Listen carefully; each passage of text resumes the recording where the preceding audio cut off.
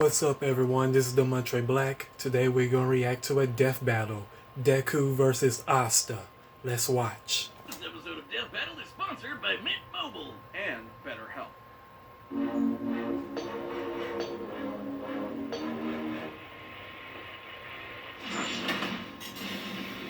Deku, My Hero Academia's super student straight out of UA High. Asta, the anti-magical ass kicker from Black Clover. Though you may be born bereft of the same gifts as your peers, there is nothing stopping you from achieving your dreams. As long as you're a fictional character in a fantasy world. As long as you've got your friends by your side, you'll pack a hell of a punch. He's Wiz and I'm Boomstick. And it's our job to analyze their weapons, armor, and skills to find out who would win a death battle. Izuku Midoriya wanted only one thing from life: to be a beacon of hope, just like his idol, the #1 ranked superhero in Japan, All Might.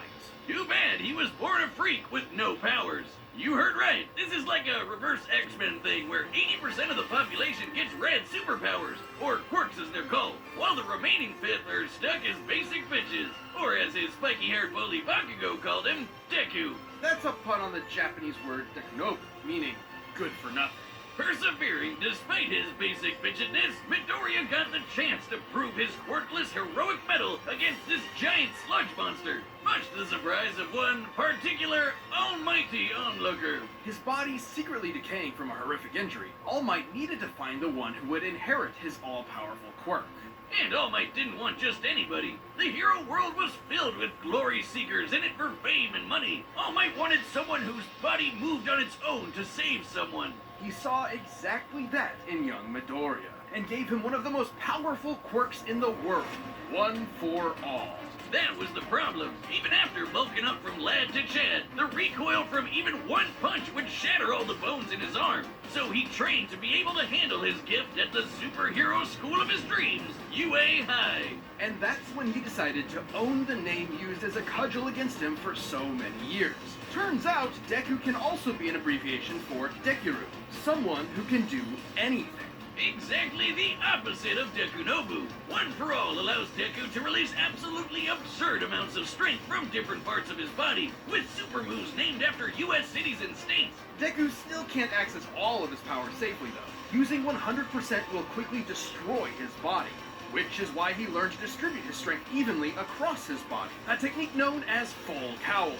This lets him increase his speed and durability as well, making him more all-rounded, and shifting focus to his own interpretation of One for All inspired by his pal Ida, Shoot Style. Where he pulls out a Glock and blows your brains out! Okay, not really, but in keeping with One for All's rabbit theme, he trades All Might's signature punches for kicks. My version's better. You ever seen Rabbit vs. Gun? I have, and I know how it plays out. Considering the much higher muscle mass of a human's legs, Shoot Style allowed Deku to output even more power while giving his arms a break. A break from a break. And despite being a classic melee build, Deku can fight at range by punching powerful gusts of air, and even precisely aim them with specially designed gloves. Deku has an encyclopedic knowledge of quirks, and is always analyzing their strengths and weaknesses mid-battle, even if he does sound a little weird. Despite only barely getting accepted in the first place, Deku quickly became one of Class 1A's most dependable fighters. Because, yeah, somehow these students are constantly getting drafted into literal wars against murderous supervillains. Midoriya's successes in battle against ruthless criminals like Stain, Muscular, and Overhaul came much to his old bully's chagrin. Where Bakugo was a child prodigy, he now found himself overshadowed by his hard-working rival, and the two would use their mutual respect and animosity to motivate each other to get stronger. Classic frenemies. They're only solving their problems by pounding the living tar out of each other. Luckily for him, Deku soon learned that living tar pounding wasn't the only thing he could do. Turns out, One for All did not originate with All Might. It had been passed down 8 times until it arrived at Deku, with each inheritance also carrying the previous user's natural quirk as well. Like Black Whip, which lets him manifest crazy long and strong energy tendrils to tie enemies up and swing around the city, or shoot one out of his mouth, just like our girl Frumpy. And Danger Sense, which gives him a minor reactive precognition. AKA, he's Spider-Man. Not even a reach. The mangaka is like the biggest Spidey fan ever. He can also produce a smoke screen to mask his presence, float in midair, or store kinetic energy over time with Fa Jin. Oh,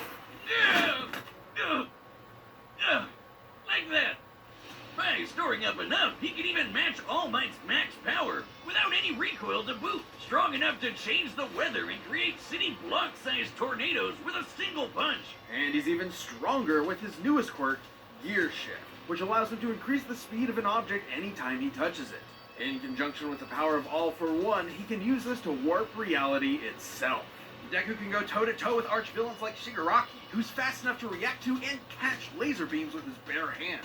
But nothing could prepare him for All Might's archenemy, the shadowy leader of the League of Villains, All for One. All Might only ever showed his young pupil kindness and support, but that couldn't change the absolutely crushing pressure Deku felt at every moment. Even classically trained dickhead Bakugo came to help his teammate out when he needed it. Like when they teamed up to share One for All and punch an island-sized hole in the clouds 24 miles high. Just goes to show that even One for All isn't a one-man army. Deku's true strength comes from his teamwork between himself and his friends. And with their help, Deku will surely become that beacon of hope he dreamt about as a child. One hero for all mankind. This episode is sponsored by Mint Mobile. This holiday season, the best deal in wireless can only be found at Mint Mobile. Right now, when you switch to Mint Mobile and buy any 3-month plan, you'll get another 3 months for free. As the first company to sell premium wireless service online only, Mint Mobile lets you order and activate from home with eSIM, while saving tons on phone plans starting at just $15 a month. We all know the holidays can be a huge money sink. In my case, my anti-squirrel lawn laser system won't insure itself, so Mint Mobile's buy 3 months, get 3 months free plan is perfect to cut down costs. Use your own phone with any Mint Mobile plan and switch easily and effortlessly with eSIM. Or if you need a new device for a limited time, get 6 months for free service when you buy a select device and plan. Switch to Mint Mobile and get premium wireless service starting at just $15 a month. For a limited time, buy any 3-month Mint Mobile plan and get 3 more months free by going to mintmobile.com/deathbattle. That's mintmobile.com/deathbattle. Cut your wireless bill to $15 a month at mintmobile.com/deathbattle. Magic! You know it, you love it, and in the world of Black Clover, it doesn't come from a box you bought at a tacky West Hollywood costume shop. Everyone's got it. Mana is the source of all magic, a supernatural energy found in the air and in living beings. Except living beings whose names are Asta. Not only was the young Asta an orphan abandoned by his mother at a church as a baby, he was born with a mutation that prevents him from having any mana to speak of. Well, neither do I, and you don't hear me crying about it. Yes, you do, all of the time. But Asta had a dream. Despite his lack of magic, he and his best friend Yuno promised each other one of them would rise to the throne of the greatest military position in the land, the Wizard King. Wizard King? Really, guys? Sometimes they call it Magic Emperor, but we all know what they mean. So he dedicated himself to getting swole as all hell in a world of nerds. He would be its lone jock god, shoving every last wizard into a locker until they crowned him king. But huge, frightening pectorals on a tiny, screaming goblin child weren't enough on its own. He needed something powerful enough to shut down his opponent's magic. He needed the 5-leaf clover grimoire. Essentially a book of spells, a grimoire will choose its user and float beside their wielder at all times. And Asta was lucky enough to receive the Uno reverse card of grimoires. The 5-leaf clover can harness the power of anti-magic, which will literally nullify the effects of other magic spells. Almost like wizard kryptonite. Let the locker stuffing commence. Haha, get nerds! It wasn't long before Asta was accepted into one of the 9 squads of Clover Kingdom's Magic Knights, the Black Bulls, filled with lazy drunkards, antisocial otakus, and literal sociopaths. My kind of people! Mostly. But much like with Asta, you shouldn't judge a grimoire by its cover. And soon they were all working together and kicking ass like a family should. Asta harnesses the power of anti-magic by summoning swords imbued with it from the grimoire. Normally, these swords would quickly drain the mana from anyone foolish enough to wield them, but Asta does not have any mana, turning his greatest weakness into a one-of-a-kind strength. He's got his classic Demon Slayer, an enormous greatsword which cuts through spells with its edge and deflects them with its flat. Or the Demon Dweller, which can also absorb and copy magic, then toss it right back to sender. I think my personal favorite is the more complex Demon Destroyer, which severs the relationship between a spell's cause and effect, countering the effects of its magic. This could result in anything from healing a village that was inflicted with poison to preventing reincarnation. Yeah, okay, some of these can get a little heady. I personally prefer keeping it simple, like using anti-magic telekinesis to surf on your sword through the sky. It's worth noting that these swords are made specifically for countering magical attacks and sources of mana. The swords will act as though blunted when striking non-magical foes, more akin to giant clubs than actual blades. Not entirely inconsistent with real-life greatswords. But none of that's even close to as cool as his deadliest sword, the Demon Slasher, a katana as black as the pits of hell and twice as badass. This one actually does cut like a sword, but it's complicated. It lets Asta actually select what he does and does not want to cut, only affecting his target while leaving anything else unharmed. Okay, at this point, isn't that just magic? Magic with a loophole. And he studied the blade long enough to become a master swordsman to boot. Not in the real life sense, in the anime sense. He can spin himself like a tornado to deflect magic spells, thrust forward at top speed like a charging bull, launch a barrage of anti-magic projectiles, and even channel anti-magic into his swords to vastly increase their size. Well, while he may be no good with mana, he has learned to detect ki. Because, of course, The life force existing in all things, Asta can detect hidden opponents and even predict their movements ahead of time, as long as he's fast enough to react. with such crazy powers, Asta was taking on threats like the Eye of the Midnight Sun, the Devil Zagreus, and the Dark Triad. So many nerds, never enough blockers. Too bad for Asta, though. He had one serious inner demon.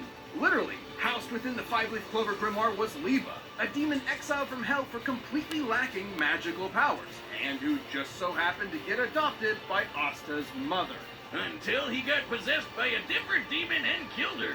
Vowing vengeance on all demon kind, Leva manifested anti-magic from his hatred as a way to kick their asses. Which gave him and Asta a lot of common ground, despite the whole, mom murder thing. In fact, the two became true brothers and formed an unstoppable duo. Leva can actually fully merge with Asta for a massive power boost that lasts up to 5 minutes, at the cost of leaving Asta nearly powerless for the next half hour. I want it. Yeah, I'll take it if I get to be strong enough to slice buildings to pieces, obliterate huge chunks of earth, and tear the most powerful demons apart. Give me the goddamn book. I'm the book boy, okay? Even characters earlier in the series, like Topoli, had magic capable of completely vaporizing the entire Clover Kingdom in a single attack. And demons that Asta has fought since then, like Dante and Lucifero, are leagues stronger. Hell, screw all these demon forms and anti-magic powers. Asta's body is so incredibly well trained, he dodged a beam of light while sleeping. As in, he was asleep, and the force of his sneeze pushed his head out of the way of a beam of light. Light speed sneezes, everyone.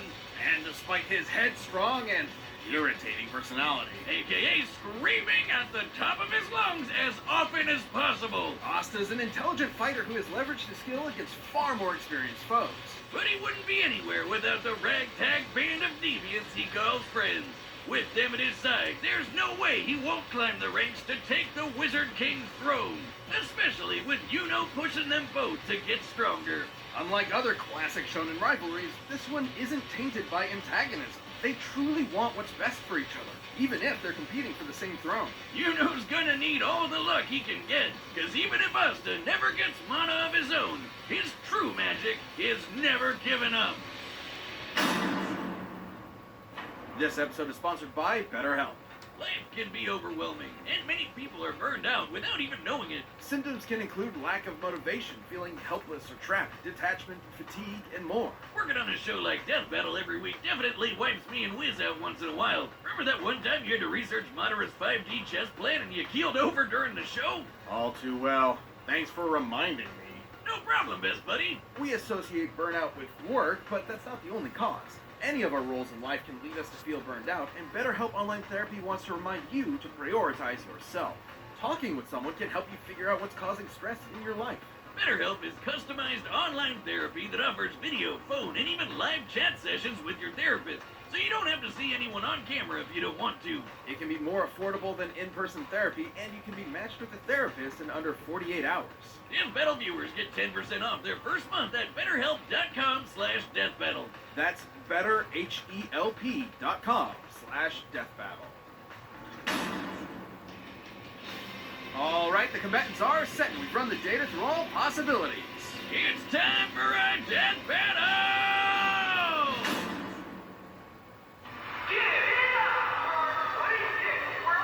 Sweet that big? He's gotta be crazy strong. I'm gonna have to rely on more than just my power to take him down.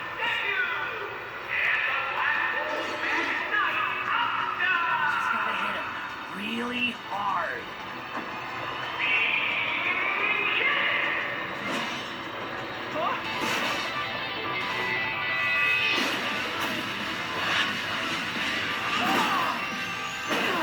Man, this guy didn't even look a run for his money.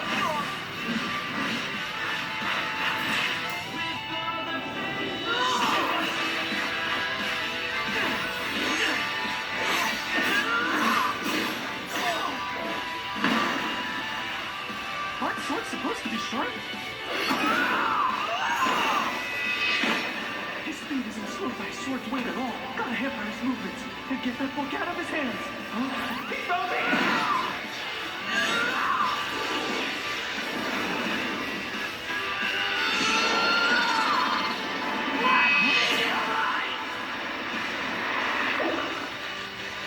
Now it's my turn.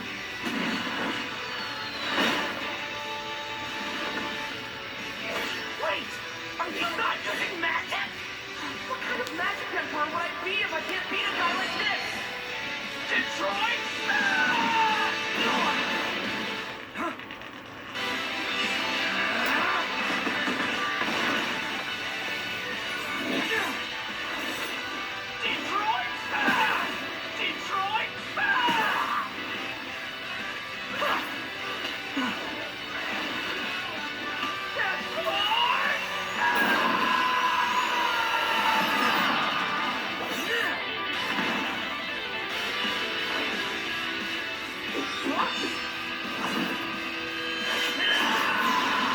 I don't know what Detroit is, but I've had enough of it. I'm ending this clip!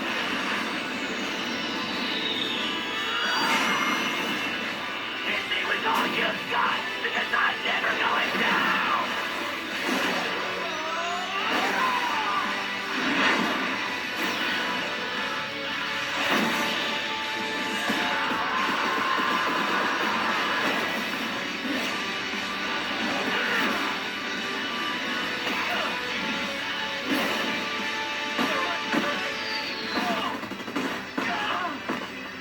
No use not going all out anymore. I just gotta hit him really hard. You wanted my best? Here it is! 1,000,000%!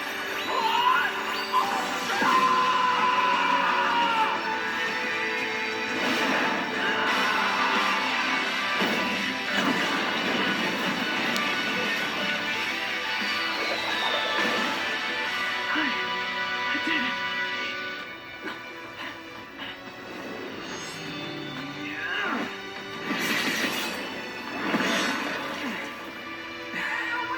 Take that, Detroit.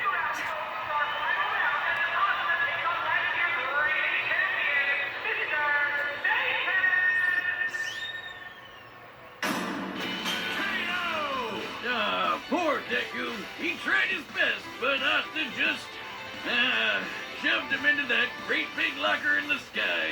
Both Deku and Asta were fairly evenly matched melee fighters without any specific abilities to give one an easy edge over the other. Though, to be fair, the variety of quirks Deku inherited from past users of One For All did make him more versatile and unpredictable.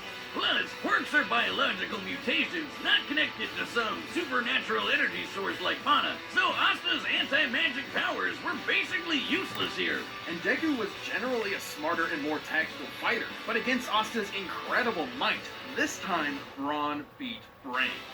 Let's crunch some numbers! Deku's greatest feat of strength was splitting that enormous cloud formation with Bakugo. By measuring the size of the island and comparing it to the clouds above, we can determine they dispersed over 63 trillion kilograms of water. That's the weight of the Great Pyramid of Giza. 12,000 of them! And required an energy of nearly 80 teratons of TNT per punch. Let's compare that to Asta. But Tony's spell was going to be strong enough to vaporize a country the size of the Clover Kingdom. We can use this map from the manga to estimate the size of Clover Kingdom to be about 500 kilometers in diameter, about half the length of Great Britain. Vaporizing a country of that size would require an energy of over 480 teratons of TNT, over 6 times greater than Deku's punch. While Asta uses anti-magic, it isn't an automatic counter. It needs to be comparable in strength to the spell it's combating. And Asta's gotten way stronger since. Asta was also quicker. Sure, scaling to Shigaraki would give Deku roughly light speed reaction time. But Asta could dodge light in his sleep, and that's his base form, even before transforming with Leeva to get way faster. And since Deku and Asta's precognitive abilities more or less matched each other, it was only a matter of time before Asta simply overwhelmed him. Especially since Deku has struggled in the past against faster opponents. Sure, Deku was smarter, but if he literally didn't have enough time to come up with a plan of attack before getting hammered, his brains were wasted. Deku's tactical brilliance and harem-scarum tenacity definitely gave his opponent a run for his money, but Asta's raw power, blinding speed, and deadlier weaponry spelled the end for All Might's pupil. Deku gave it his all, and I wish he had won. Hasta la vista. The winner is Asta. If you like the death battle, give a thumbs up. I'll see you in my next reaction. This is the Montre Black. Peace.